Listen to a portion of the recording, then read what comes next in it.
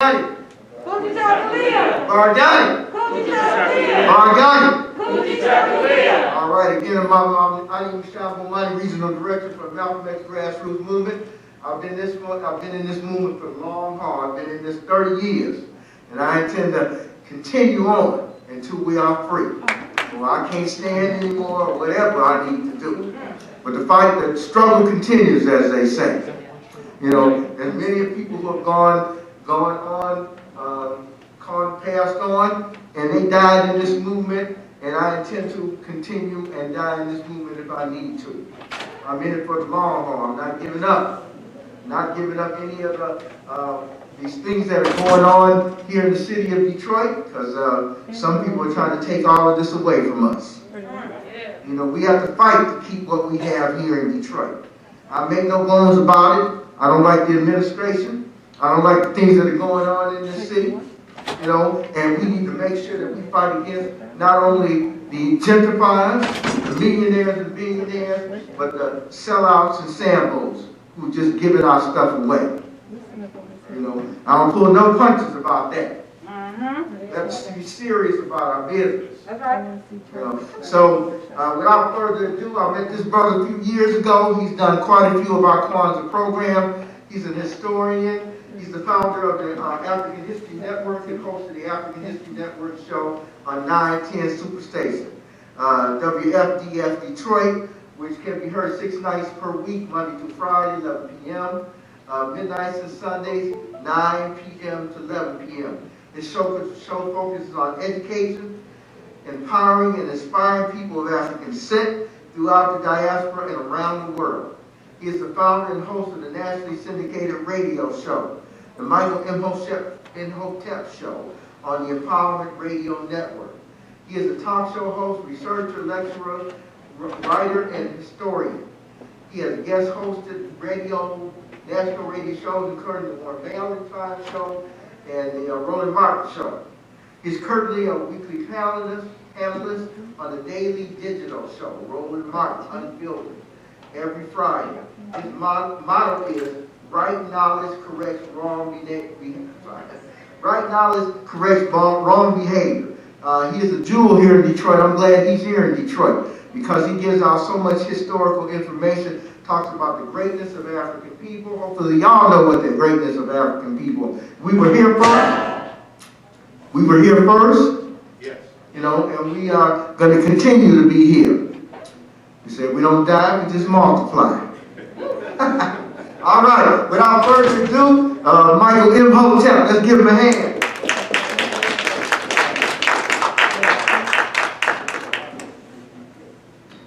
All right, Hotep family, how's everybody doing today?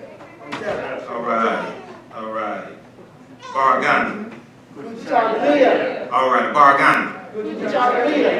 Okay, so, you know, my brother Kimba was saying one of his favorite speakers was coming up. I said, I want to hear this, brother. Who's he talking?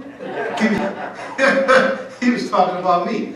Okay, so I'm Michael Imhotep, founder of the African History Network, host of the African History Network show. I'm a talk show host, researcher, lecturer, writer, and historian. This presentation is a slightly updated version of one I did back in 2018, right here. It was actually December 27th of 2018 for the Malcolm X Grassroots Movement. So I want to thank Brother Bomani, Brother Kimba, Sister Shoshana. I want to thank you all for having me speak here again. And for some reason, they're the only people that ask me to speak during Kwanzaa. I don't understand that. Anyway, okay.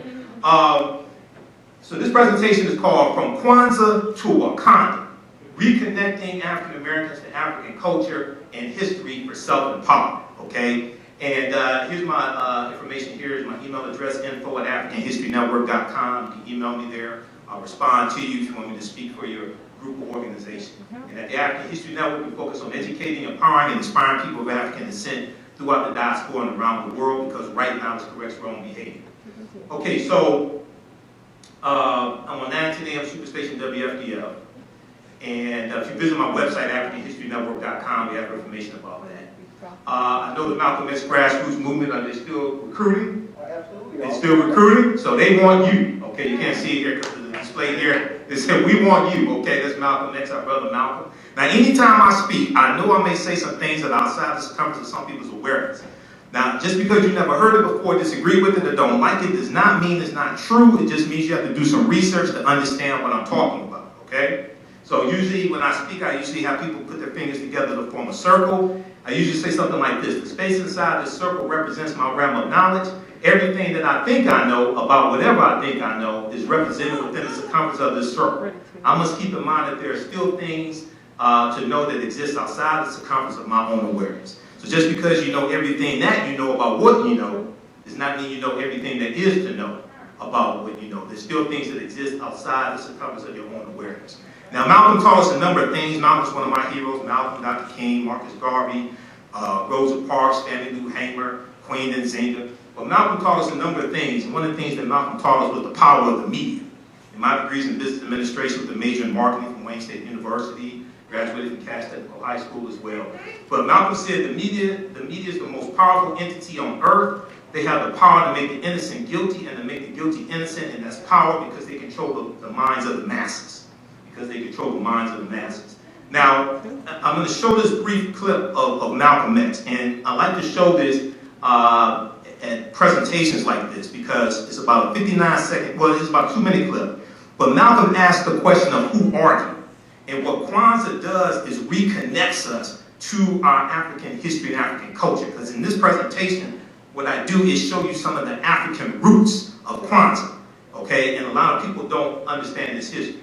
Okay, now this is Malcolm. Let's see. Let's press play back here. Nope. Press play. It should play. Okay. All right. If it's not playing, Malcolm asked the question: who are you? You don't know. Don't tell me Negro. What were you before the white man named you a Negro? Where were you and what did you have? What language did you speak? Okay. What was your name? It couldn't have been Smith or Jones or Bunch or Powell. That wasn't your name. They didn't have those type of names where you and I came from. What was your name? And what happened to you? Why don't you know now what your name was then? What happened to your history? What happened to your culture? What happened to your land? What happened to your history? What method did the man use to make you as dumb as you are right now? So this is what Malcolm was saying. Then the next clip is Malcolm, March 29, 1964, delivering the Ballad of the Bullet, where he uses the term African Americans. Because for some reason people think Jesse Jackson created the term African American. No, Malcolm uses, you read Malcolm's speeches. He uses the term, we used the term in the 1960s. One of my teachers, Professor James Small, told me personally, we were using the term African Americans in the 1960s. The earliest recorded usage of the term African American dates back to about May 1782 in Philadelphia, Pennsylvania. New York Times has 2 articles dealing with this. All right, now, Kwanzaa answers the question of who are you? The question that Malcolm was asking us, who are you? Who are we?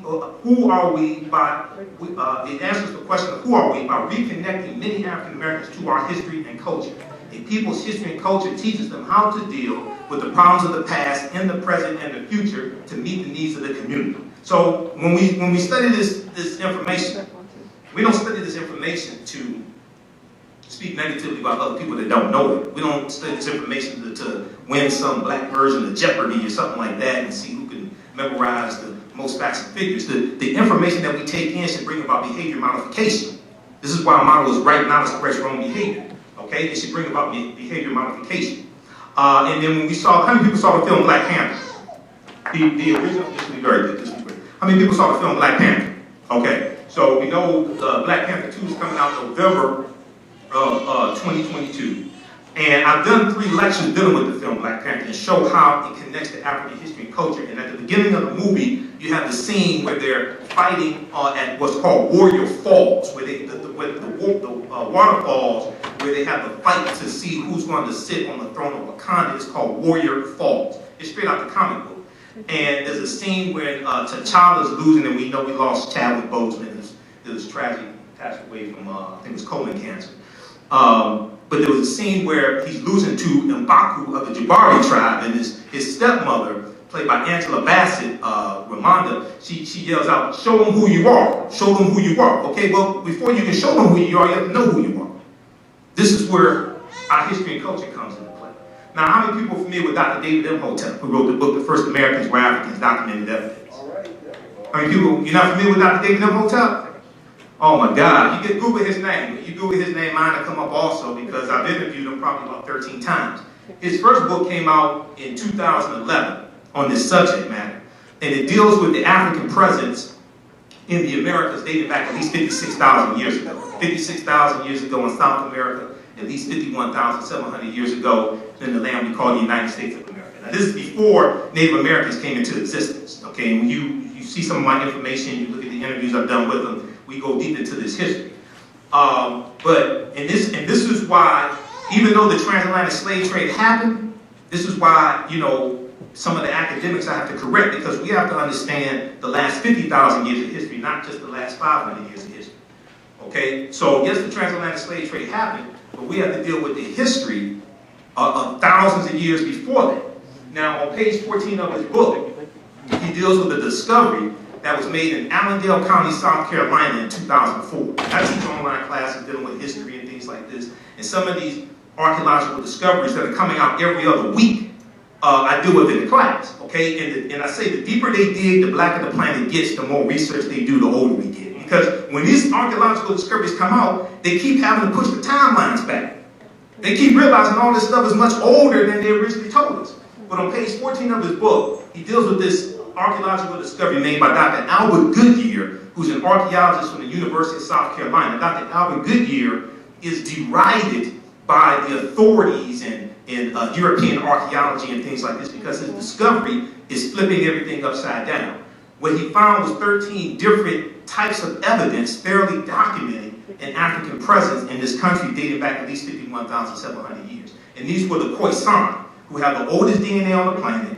They're the ancestors to the Ainu and the Twa. They go all around the world. They're in southern Africa. They're still alive today. And they were here in this land also. But they found artifacts, architecture, campsites, carvings, Egyptian writings, footprints in lava, genetic M174D haploid groups dealing with DNA and genetics, linguistics, paintings, skulls, skeletons, structures, and tools.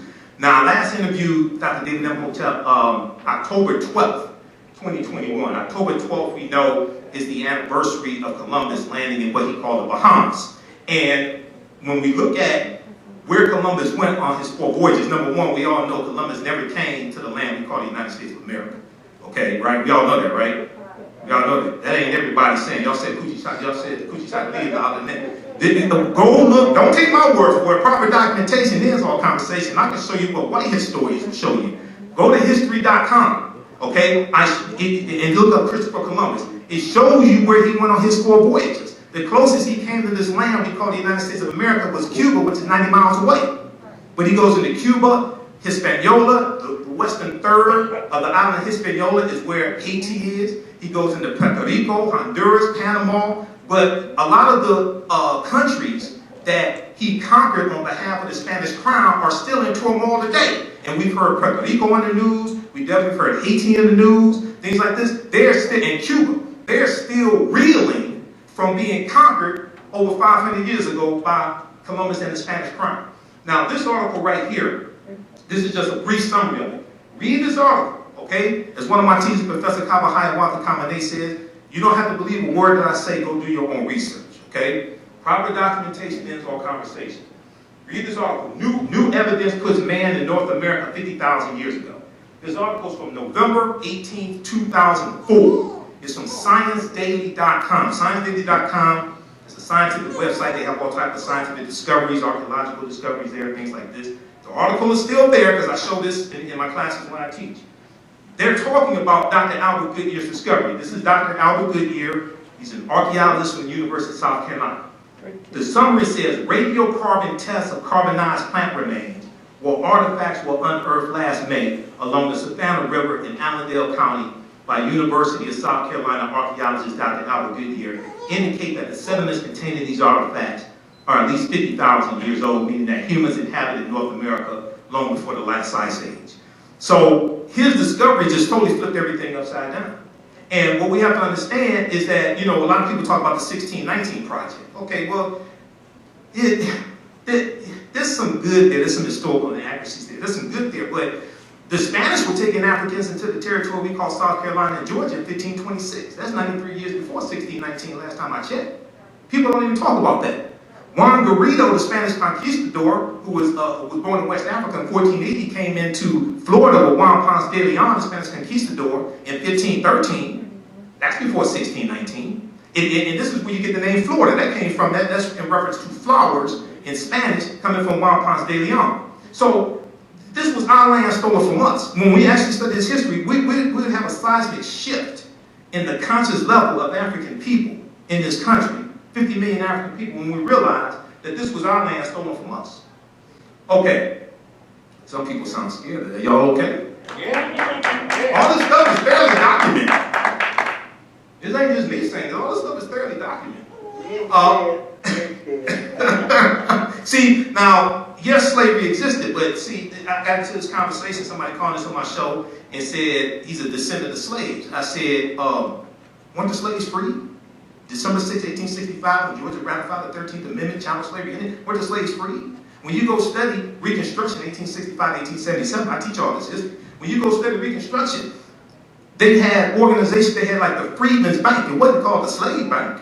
It was the Freedmen's Bank. They had the Freedmen's Bureau. It wasn't called the Slave Bureau. They were calling themselves former slaves, ex-slaves, freedmen, black freedmen Indian treaties of 1866. I said, why do some of us, now they don't do it intentionally, but why do some of us try to put our ancestors back into a condition that one, they were freed from, two, many of them took up arms to free themselves from? Because when you go study the Civil War, there's about 200,000 African Americans who served in the Civil War, took up arms to fight against their former slave masters. So why do some of us try to put them back into a condition that they, one, were freed from, and two, took up arms to free themselves from? I'm still trying to figure that one out, but okay. All right, because just a few years ago, some of them will call themselves descendants of kings and queens. So I'm still trying to figure this out. So I don't know everything, so maybe somebody can school me on that. All right, Kujichagulia, self-determination. To define ourselves, name ourselves, create for ourselves, and speak for ourselves.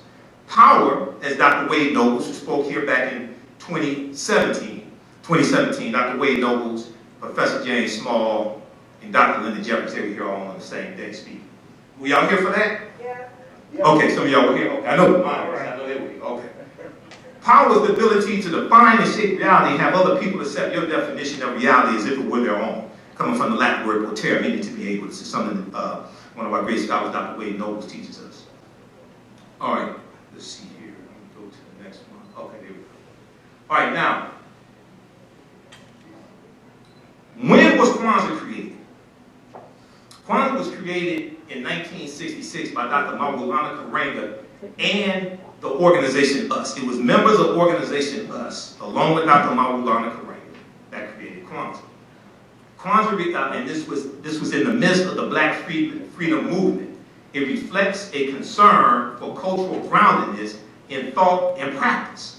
Kwanzaa was created to serve multiple purposes and to address specific problems that African people were dealing with in America in 1966, but still dealing with those problems today in 2021, about to be 2022.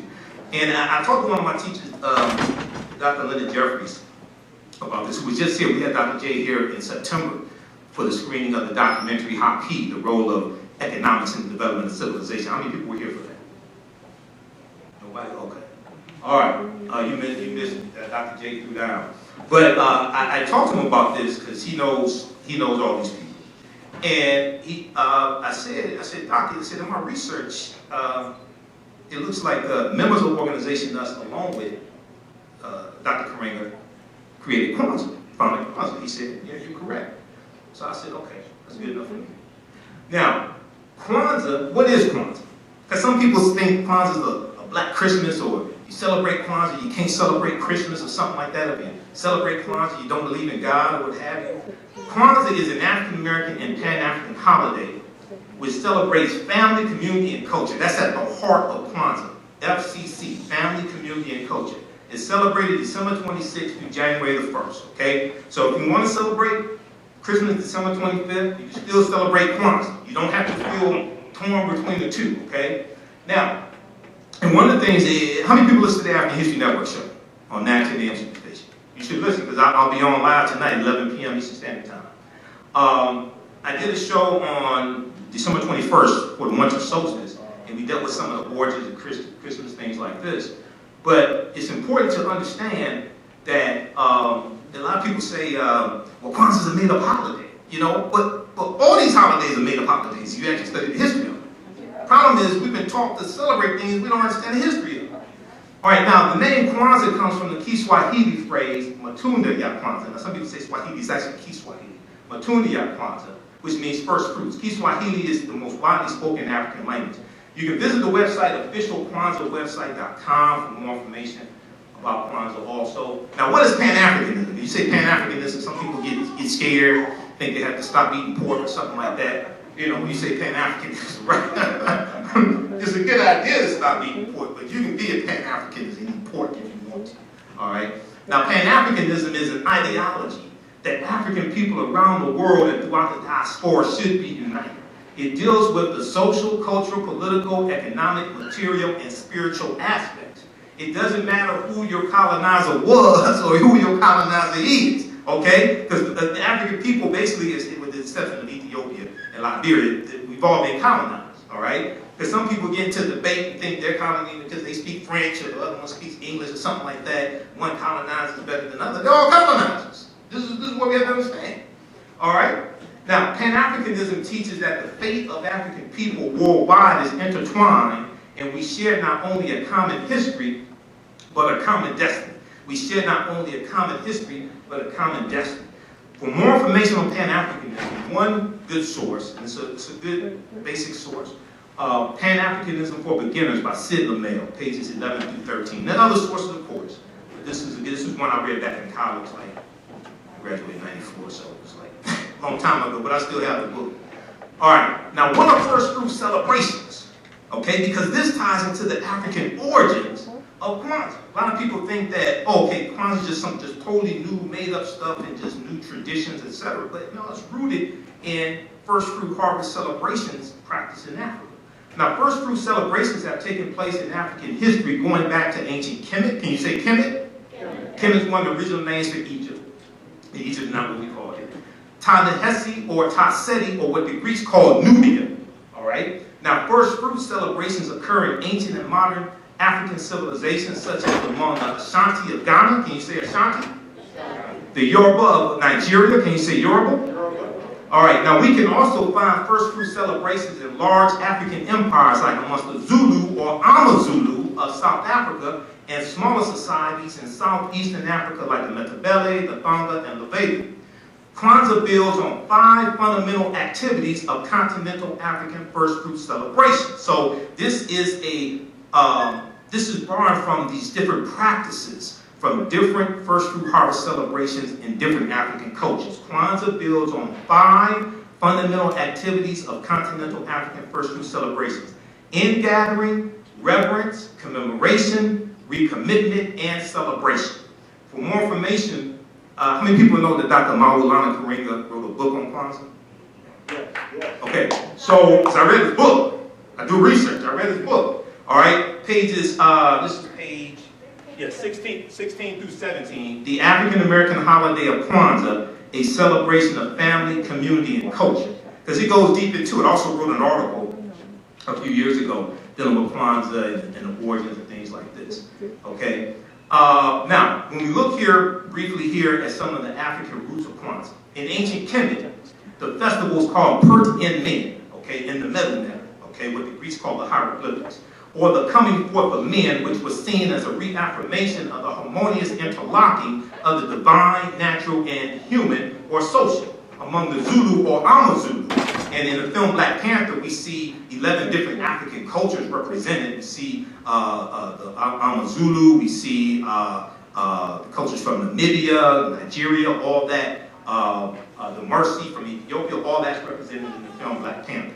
Now, among the Zulu or Amazulu, it was called Umkosi. Among the Swazi, it was called Inkwala. Among the Matabele, Inchwala. Among the Ashanti, it had various names as well. Among the Yoruba, various names depending on the region. Okay, now the Ashanti or Yoruba festivals are usually referred to as the New Yam Festival, Y-A-M, the New Yam Festival, which is the time of harvesting the first yams. Even though these festivals have various names and are from different African societies or nations, they all focus around the harvesting of the first fruits and have similar values and practices, okay? And this is from Dr. Karinga's book as well. You can check that out also. So what we see here is, because once again, and I speak all across the country, and now people say that Kwanzaa is a made-up holiday, things like this. They don't cite the African cultural first fruit celebrations that Kwanzaa is based upon and the cultures that it comes from. Okay? Kwanzaa helps to reconnect African people to who we are. Just as the 14 pieces of Asar were dismembered and Aset collected the 13 pieces and he was resurrected. Okay? This history and culture helps us to remember, helps us to put those pieces back together and come alive again. All right, now, as I said before, you know, a lot of people, and this is not to offend anybody, but a lot of people say, oh, Kwanzaa is a made-up holiday. If you study the history of all the holidays are made-up holidays, okay? Everything from Easter, Christmas, Thanksgiving, St. Patrick's Day, Cinco de Mayo. Cinco de Mayo is celebrated more in the U.S. than it is in Mexico. Cinco de Mayo is not Mexico's Independence Day. That's celebrating a minor battle in 1862 where 2,000 Mexicans held off 6,000 French, okay, in the war that was going on. The 4th of July as well, that's made up too, okay? I'm not saying things didn't happen. I'm saying there was a time where they didn't celebrate it. It's something made up, okay? Dr. Ishaka Musa Barashango, who wrote the book African People and European Holidays and Mental Genocide, called it the 4th of July, all right? Valentine's Day, all these are made up holidays, okay? You can celebrate them if you want to, but I think it's important, especially for African people, to understand the history of what it is we've been taught to celebrate. Because a lot of times we participate in things and don't know what we're doing, okay? And then when we ask people, well, why do you do this? Why you do it? Well, my parents taught me, or my teachers taught me, or something like that, okay? How many people read African People and European Holidays and Mental Genocide? This is book 1. He has a book 2 by Dr. Ishaka Musa Barashango. How many people read it? Not one person clapping? Okay, so take a picture of this. Go research this, all right? And then I have lectures dealing with the holidays. I have a 3-hour lecture dealing with the origins of Christmas, the pre-Christian origins, the winter solstice, and how all this ties back to ancient Kemet, ancient Egypt, things like this as well. This is Bantu Stephen Biko, one of our great South African freedom fighters who died in 1977 from injuries he suffered from South African police. He was betrayed by Denzel Washington in the 1987 movie Cry Freedom. He said, the most potent weapon in the hands of the oppressor is the mind of the oppressed. The most potent weapon in the hands of the oppressor is the mind of the oppressed. We have to take our minds back. We know just yesterday, we know we lost Bishop Desmond Tutu as well. Very quickly here, if we look at the, okay, very quickly here, to connect this to the film Black Panther, I'm going to skip through some of this, right? And so the character of Black Panther, T'Challa, was introduced July 1966 in Fantastic Four, issue number 52. Okay, it wasn't because of the Black Panther Party for Self-Defense. They weren't found until October 1966. But in the issue, he says at the end, it was a two-part issue. He said that I am, as you see, hereditary chieftain of the Wakandans and perhaps the richest man in all the world. So when the movie came out, now this is Mansa Musa, Emperor of the Mali Empire, who became Emperor in 1312 AD. There was an article from History.com, the official website of the History Channel, when the movie Black Panther came out. And it talked about the richest man in the world. And it talked about Mansa Musa, but it connected it to T'Challa in Black Panther. Okay? And it said, this is an excerpt from the article, it says, in the vast fictional universe or Marvel Comics, T'Challa, better known as Black Panther, is not only king of Wakanda, and Wakanda is a real word, okay? Wakanda is a Bantu word, but Wakanda is also in Native American languages, Omaha, Ponca, and Sioux Indian languages. It means possesses secret powers. And in Wisconsin, there's a Wakanda water park as well, okay? Because I did a lot of research to prepare for the lectures I was doing on the film Black Panther. Now, T'Challa is also the richest superhero of them all. And although today's fight for the title wealthiest person alive involves a tug of war between billionaire CEOs, the wealthiest person in history, Mansa Musa, has more in common with Marvel's first black superhero.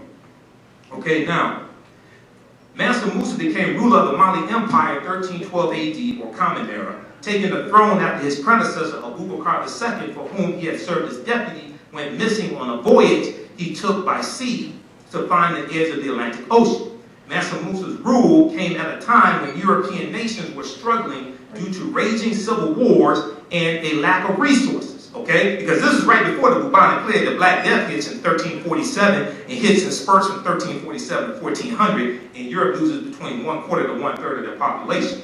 Now, during that period, the Mali Empire flourished thanks to ample natural resources like gold and salt. Read this entire article here. This 14th century African emperor remains the richest person in the world. This is from March 19, 2018. This is from history.com. This is what white people are telling you. Okay? All right. So, and then this is information here on Wakanda as well. Wakanda is a real word. Also means possessing secret powers. I'm going to wrap it up with this here. Visit our website, AfricanHistoryNetwork.com. AfricanHistoryNetwork.com. I teach online classes Saturdays and Sundays. On Sundays, it's a 10-week online course, Ancient Kemet, the Moors, and the Ma'afa. Understanding the transatlantic slave trade, what they did teach with school. We deal with thousands of years of history, what leads up to the transatlantic slave trade taking place. We do the classes live. All the sessions are archived, they're recorded. You can go back and watch it anytime. So as soon as you register, you can watch the class we did last week. And you still have access to the full class even after the course is over. So in September 2022, if you want to go back and watch the full class, you can. Then the other class I teach on Saturdays, 12 noon to 2 p.m. Eastern Standard Time, a 10-week online course from the Civil War to the Civil Rights Movement and Black Power, 1865 to 1968. And we look at first what leads up to the Civil War taking place, starting in 1803 with the Louisiana Purchase, and then we go through and look at that history through 1968. So each class we go through and analyze approximately a 10, 15, maybe 20-year period of time. It's a visual presentation as well. So visit AfricanHistoryNetwork.com. Then you can email me through the website or email me at TheAHNShow@AfricanHistoryNetwork.com. So I'm going to wrap it up there and say Wakanda forever. Thanks for your support. Baragani, Asante Sana, Imhotep. Peace. And I'll be a visitor here Wednesday, Friday, and Saturday also out front. All right, thank you, brother. All right. Let's give him a big hand. That is my brother here in Detroit. Kwanzaa is coming, and the KwanzaaShop.com has all of your Kwanzaa needs. Order your Kwanzaa set today, which includes a kinara, candles, a mat, a cup, the African American flag, and a basket. Visit the KwanzaaShop.com, thekwanzaashop.com. They have kinara sets, which include a candle holder, candles, a mat, and a cup. Kwanzaa is December 26th through January the 1st. Add the early bird discount code for 10% off your order placed before November 28th. Visit the KwanzaaShop.com and place your order today. The KwanzaaShop.com has all of your Kwanzaa needs to celebrate this African American Pan-African holiday. The KwanzaaShop.com.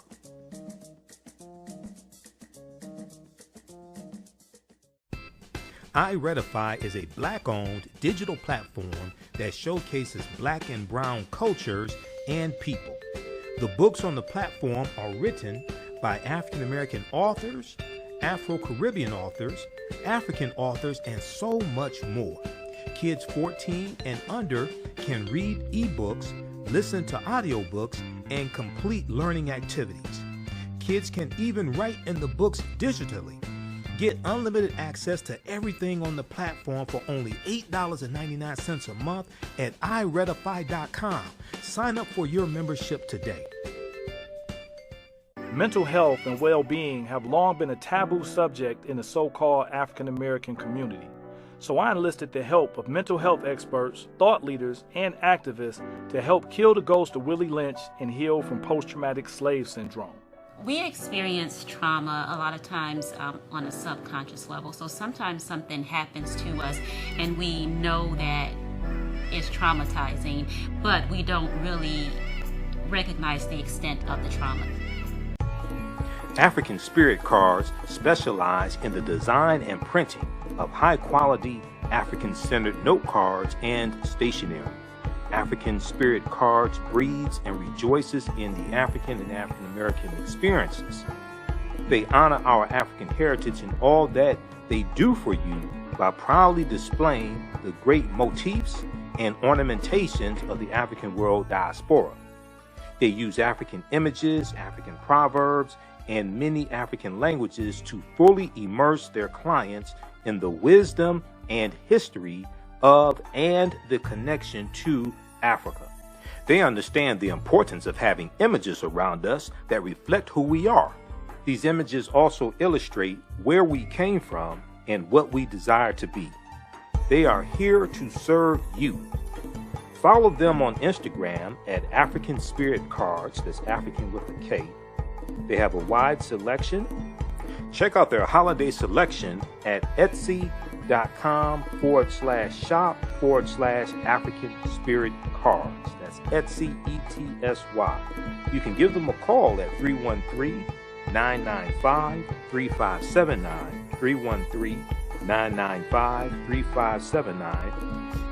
You can email them at janeldesigns@africanspiritcards.com. That's JANAL designs@africanspiritcards.com and place your order today.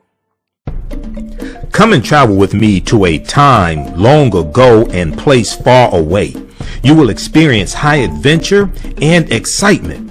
You are fighting alongside an ancient army in fierce battle.